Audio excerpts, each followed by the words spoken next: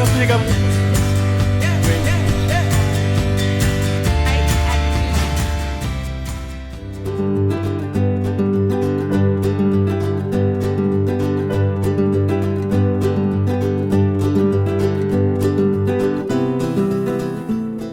South Korean peninsula is located between China and Japan. With a surface area roughly the size of the Northwest Province in South Africa and a population of over 51 million, South Korea managed to transform itself after the war into one of the world's leading economies. Korea is charmingly called the land of the morning calm, but it's hard to imagine when you walk down the bustling streets of any Korean city or town. A trendsetter in Asia and all over the world, Korean pop culture is a major export. Korean food, K-pop and K-dramas are making its way beyond Asia to the West. More than 10 million people visit Korea every year, and among them are several hundred South Africans, many of who now call Korea home.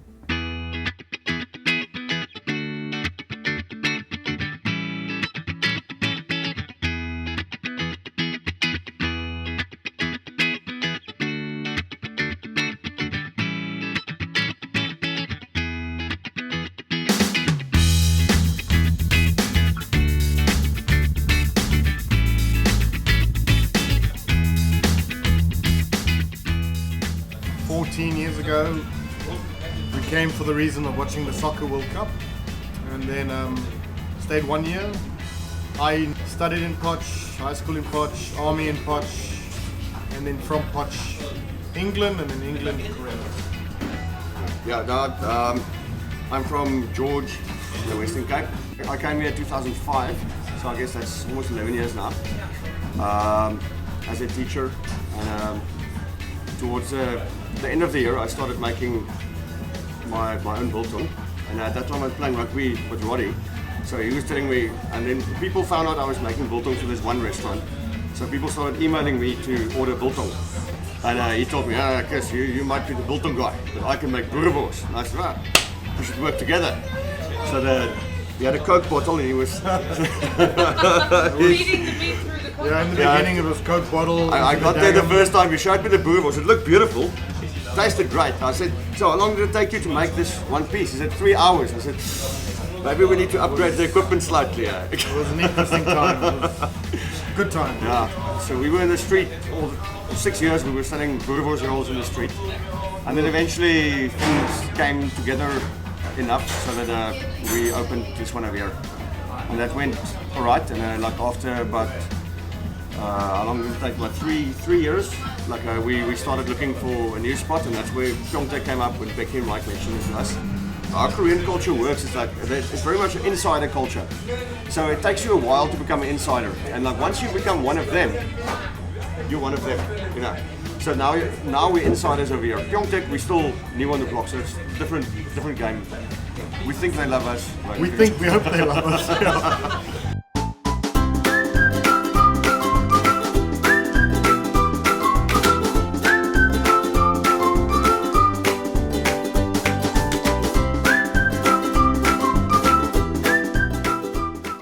In 2011.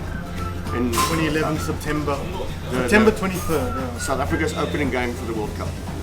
That was the first. South Africa played Wales opening game. We invited our friends. We didn't even have a 20 bar. people. We didn't even have a bar at the time. We just had some beer and some stuff. Yeah, and we were packed. I mean, people were standing outside, heads in the door, watching the TV. And then we felt better about the decision we made. Hi, I'm Ray. I come from South Africa, Johannesburg in South Africa. Been staying in Korea now for 3 years. I work for a beer company, ZAB. Love to come to Braai Republic, where we have great beer, great South African food, and we just have a good time here. We're busy drinking Springbokkies right now, and we're having a Kazal on the other hand, just like home. So what do you think about Korean beer? I'm not allowed to answer that.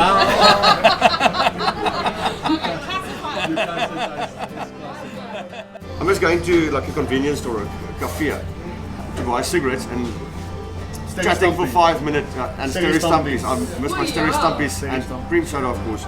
Ek mis dit om by die pad af te stap en iemand sê hallo en al ken ek hom nie. Dis maar net 'n Suid-Afrikaanse kultuur. Jy sê hallo vir die man, sê hulle vir die ene en dis maar net lekker om dit te doen. Ek mis natuurlik die sport.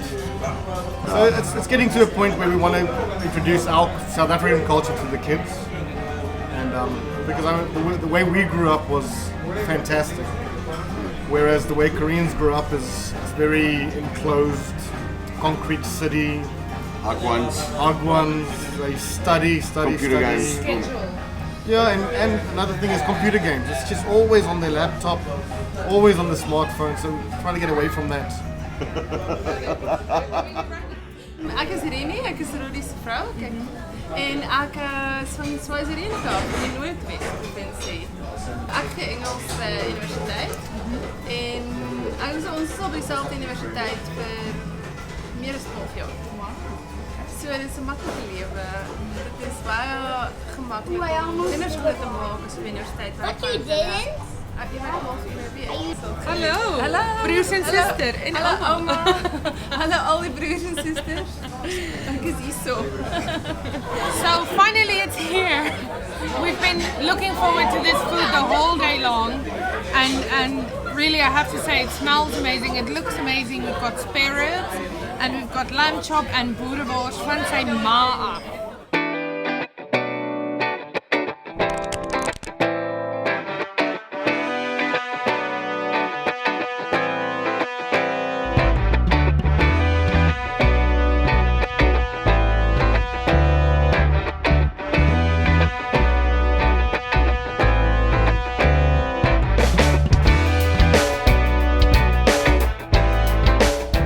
My name is Louis. I'm from a small Karoo town called Pearston.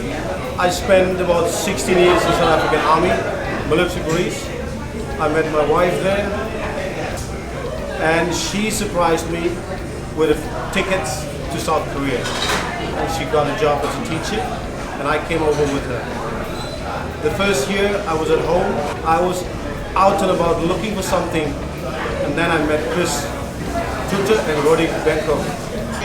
And what happened one Sunday afternoon, they called me and like, hey, are you interested in coming and joining us?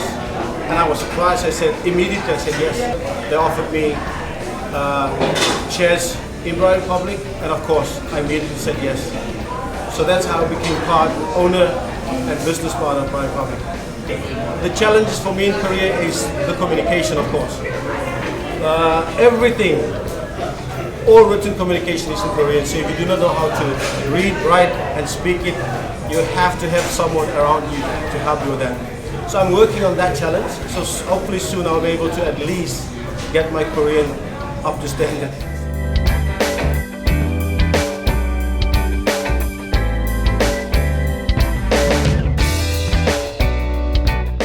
The lamb chops and the prawns, we serve king prawns, big, and we curry marinate them over time, so like a day or two, to bring out that curry flavor out of the prawns. So then that's the main dish for us. Being from a small little rural town, I miss the openness. I went home a couple of weeks ago to go see my dad. He's a little bit sick at the moment. And being on the open road, pulling off the road, getting out of the car, looking at the vastness, just the fresh air, that I miss, and I love nature. Romery cream is my favorite South African cookie, so yes, I die for a romery cream anytime. I want to say hi to my mom and dad in Pearston. I love you, I miss you, and I hope everything is okay. Mom, taking care of dad. My sisters, thank you so much for what you're doing, and all my friends and family. And of course, my favorite rugby team, Stormers. Let's go. Yeah! And we are breaking free now wherever we go.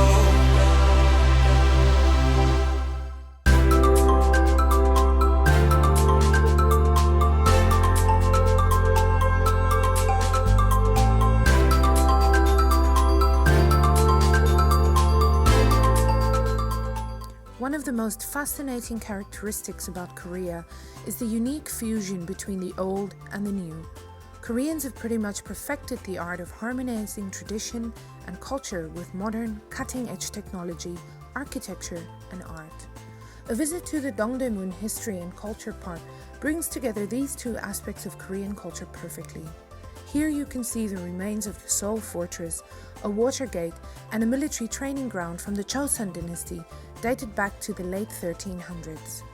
Pop across the street and you are in one of the world's largest department stores where you can literally spend days buying duty-free goods. To me, this place is a symbol of Korean identity over the years.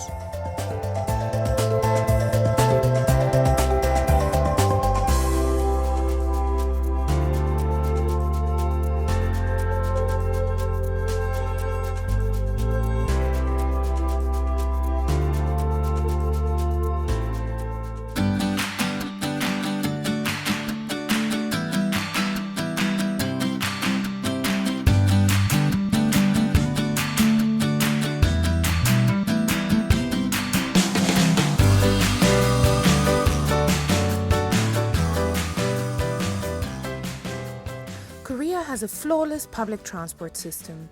Just a short train, taxi or bus ride away from the cultural park, you will find another one of Seoul's must-see attractions. The Namdaemun market is one of the oldest continually running markets in South Korea and one of the largest retail markets in Seoul. It spans over several city blocks, and chances are that if you can't find what you're looking for here, it hasn't been invented. The market runs 24 hours and you can buy anything from clothes, shoes and food to oriental medicine and unique souvenirs and handicrafts. Namdaemun literally means the Great Southern Gate, so be sure to visit the last standing pagoda-style gate that date back to the 15th century.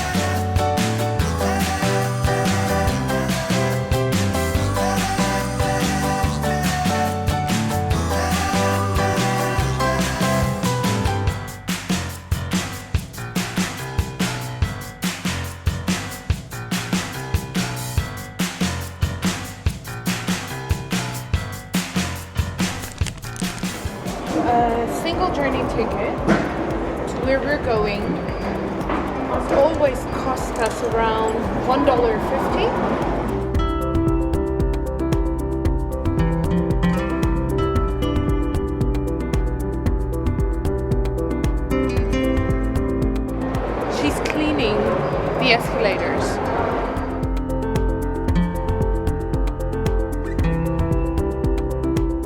In Korea, you always have to stand to the right, and people who walk pass you on the left, and you don't mess around with that rule.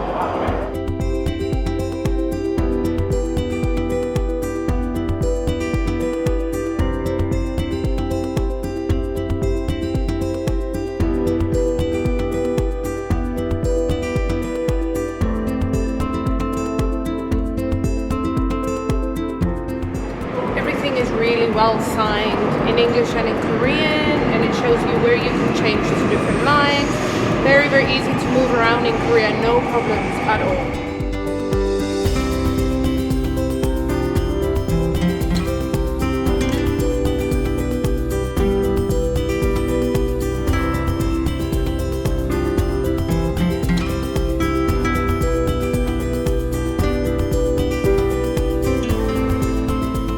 Korea is a very safe country as it is, but they've got really ingenious ways of making you feel even safer. Right now we are in a zone called the safe zone. If you come to the subway very late at night and you're alone by yourself, or you're feeling insecure because maybe there's people who've been drinking or whatever, you put yourself in this zone. It's marked, clearly marked on the floor, and all of the CCTV cameras catch you, so if anything happens to you, then you know that that's being filmed. I mean, that's not necessary in Korea. It seems like a bit of overkill. It's really interesting how they do it, and it's clearly marked. And you know, there's a bench here. If you're a woman alone, you're feeling insecure, you come here, and nothing will happen.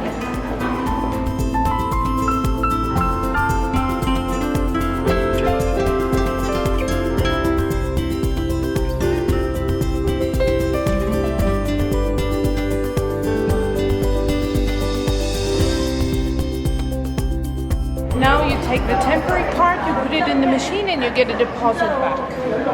50 US, 50 cents. That train is on its way to smash down tonight. And I guarantee it's right.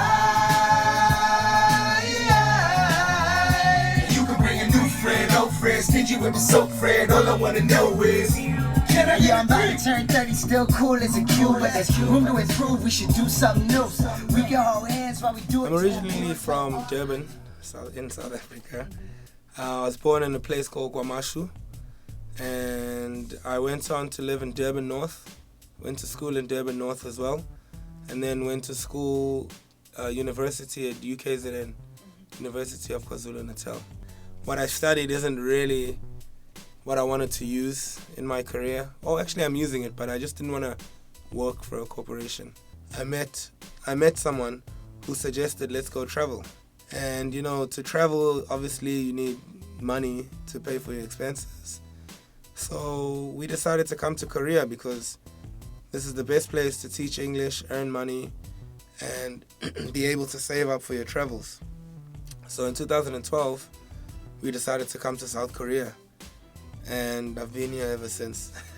It's been 3 years, living here, 3.5 years. And on my third year, I decided to stop teaching because obviously the music is demanding more of my time. While I was still living in South Africa, I used to DJ. I had the idea of forming a crew to DJ drum and bass and dubstep and host drum and bass and DJ dubstep parties. But we were all working. I had a full-time job. The other two guys had a full-time job. So we decided to call ourselves part-time cooks. And I came up with the name, you know, basically saying, okay, we aren't DJs. I'm an MC, they have full-time jobs, but we're gonna get together and cook parties, cook music, and bring something to the people, and it's gonna be the best, you know, that we can possibly do. And then fast forward 3 years later, I'm here in Seoul on weekends, traveling to Seoul 2 hours to meet up with a guy to make songs. And I thought to myself, you know, this is part-time cooks. This is the same kind of idea. This is how we started, so I kept the name. We've got a project that we're hoping comes out next year. And our project is basically to have a webpage that is going to project our international collaborations. I'm from South Africa, Saul is from USA, and we basically met in South Korea, and our goal is to make music with as many artists from around the world as possible. In the summer, we're going on a tour to Japan, something that I just would never imagine happening in South Africa. We've just stepped off stage with DJ Yella from NWA. So really, I don't know, the sky is the limit at the moment. It seems we're independent, we're doing this, following our dreams, and really we are living the dream currently. I really miss my family. That's one thing that makes being away from home hard. My friends, I've got some friends, it's too many to mention, but I've got friends in South Africa that I know when I get there I'm going to see them. You know, the Durban hip-hop community, the South African hip-hop community too, that's who birthed me. I've got support from South African hip-hop fans a lot, even to this day. I've been away from home for 5 years, and every day I've got some sort of communication from people back home in South Africa. So shout out to them that are supporting my music. So if your mom sent you a care package, like let's say 10 Ks from South Africa, what would it contain? Inyala, maize meal. I gotta make my putu. Yeah. Spices from Gorimas. Yeah. Gorimas better pay me. Do you hear Gorimas? Spices from Gorimas. This is Part-Time Cooks. You're watching East West.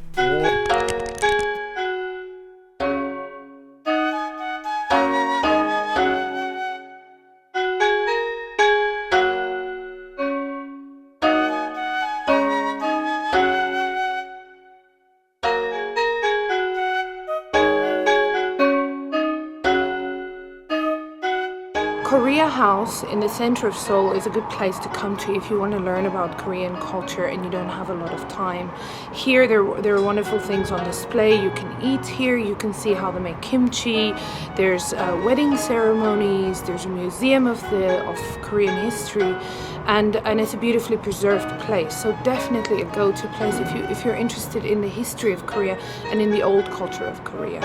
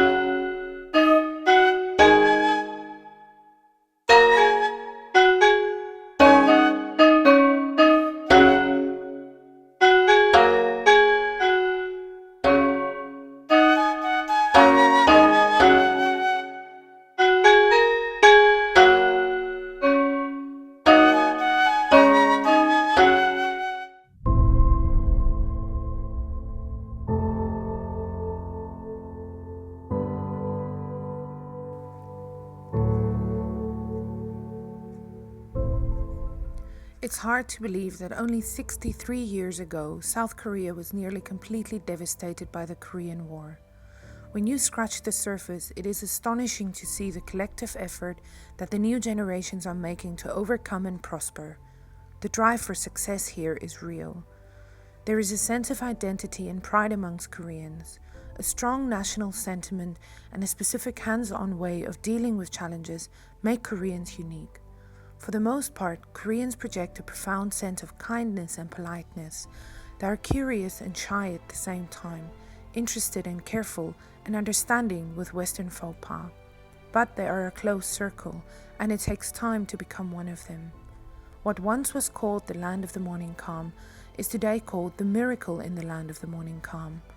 For us and the many South Africans who reside here, South Korea is so much more than just fast internet, great public transport, K-pop and kimchi. I think that the majority of South Africans here end up staying much longer than they initially planned. We lived here for 2 years ourselves, and we have very fond memories of our time here.